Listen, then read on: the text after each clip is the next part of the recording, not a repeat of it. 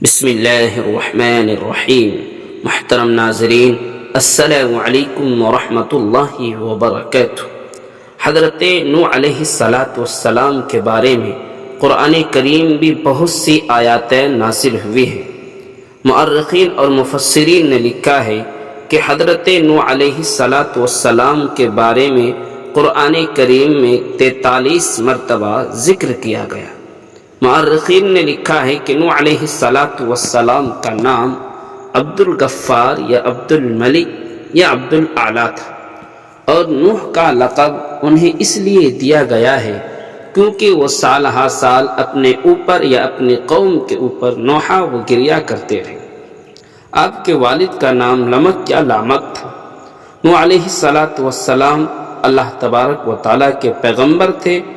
آپ نے تقریباً 950 سال تک لوگوں کو اللہ تعالیٰ کی طرف بلایا، مگر آپ کی قوم کا جواب یہ تھا کہ آپ بھی ہماری طرح عام آدمی ہیں۔ اگر اللہ تعالیٰ کسی کو بطور رسول بھیجتا تو وہ فرشتوں کو بھیجتا۔ صرف 80 لوگوں نے حضرت نوح علیہ السلام کے دین کو قبول کیا۔ نوح علیہ السلام تمام رسولوں میں سب سے پہلے رسول تھے جنہیں زمین میں مبعوث کیا گیا تھا۔ نوح علیہ السلام نے ان کے عذاب کی بددعا فرمائی، جس کے نتیجے میں ان پر سیلاب کا عذاب نازل ہوا۔ اللہ تعالیٰ نے آپ کی قوم پر عذاب بھیجا اور آپ کو ایک کشتی بنانے اور اس میں اہل ایمان کو اور ہر چرند پرند کے ایک جوڑے کو رکھنے کو حکم کہا۔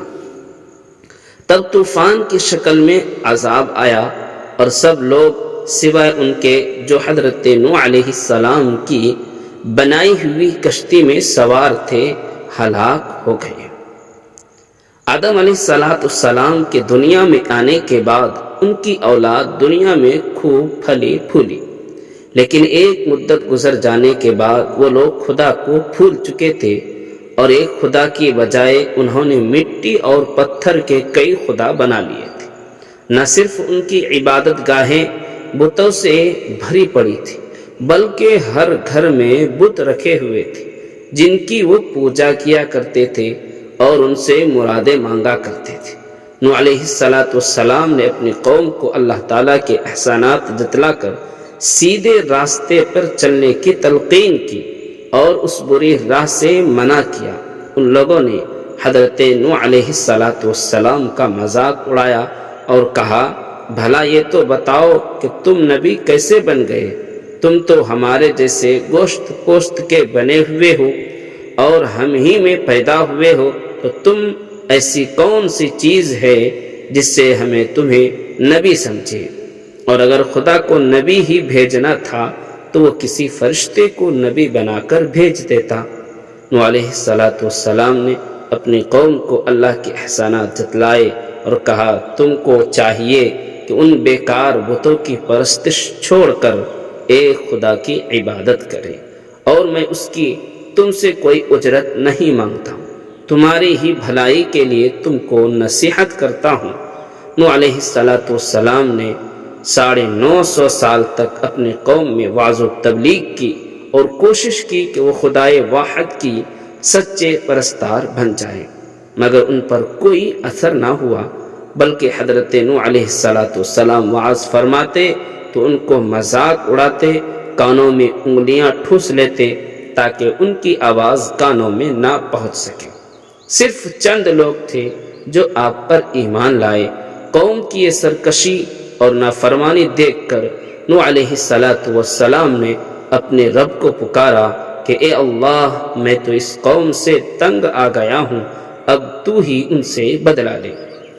اللہ تعالیٰ نے حضرت نوح علیہ السلام کو حکم دیا کہ ایک کشتی بناؤ، اور یہ بھی حکم دے دیا کہ دیکھنا اب کسی کی سفارش نہ کرنا، اب ان پر ضرور عذاب نازل ہو کر رہے گا۔ حضرت نوح علیہ السلام خدا کے حکم کے مطابق کشتی بنانے میں لگ گئے۔ جب آپ کشتی بنا رہے تھے تو قوم کے لوگ اس کا بھی مذاق اڑا رہے تھے، طعنہ دے رہے تھے کہ کل تک تبلیغ کر رہے تھے، آج بھڑی بن گئے ہو۔ کبھی کہتے کہ کشتی تو بنا رہے ہو، لیکن دریا کہاں سے لاؤ گے؟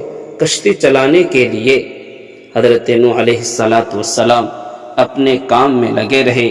جب کشتی بن کر تیار ہو گئی تو خدا نے حکم دیا کہ اپنے اہل و عیال اور ان لوگوں کو کشتی پر سوار کر لو جو مجھ پر ایمان لائے ہیں، اور جانور کا ایک ایک جوڑا بھی کشتی میں رکھ لو۔ جب سب لوگ کشتی میں بیٹھ گئے تو خدا کے حکم سے زمین کے سوتے پھوٹ پڑے، اس کے ساتھ ہی موسلا دھار بارش شروع ہو گئی، زمین پر پانی بڑھنے لگا اور حضرت نوح علیہ السلام کی کشتی پانی میں تیرنے لگی۔ پانی بڑھا تو حضرت نوح علیہ السلام نے دیکھا کہ ان کا بیٹا پانی میں ڈوبنے لگا ہے۔ آپ نے اسے آواز دی کہ اب بھی آ جا تاکہ خدا کے عذاب سے بچ سکو، مگر اس نے جواب دیا تم جاؤ، میں کسی پہاڑ کی چوٹی پر چڑھ کر اپنی جان بچا لوں گا۔ پانی تھا کہ تھمنے کا نام ہی نہیں لے رہا تھا۔ دنیا کے نافرمان اور سرکش لوگ اس سیلاب میں فنا کی گھاٹ اتر گئے اور حضرت نوح علیہ السلام کی کشتی جودی پہاڑی کی چوٹی پر جا کر ٹھہر گئی۔ اب خدا کے حکم سے سیلاب تھم گیا اور زمین نے سارا پانی اپنے اندر جذب کر لیا۔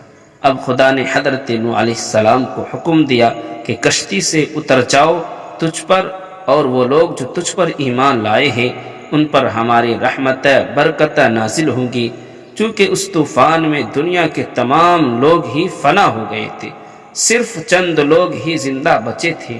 اسی لیے حضرت نوح علیہ السلام کو آدم ثانی بھی کہا جاتا ہے۔ انہی کی اولاد اس وقت دنیا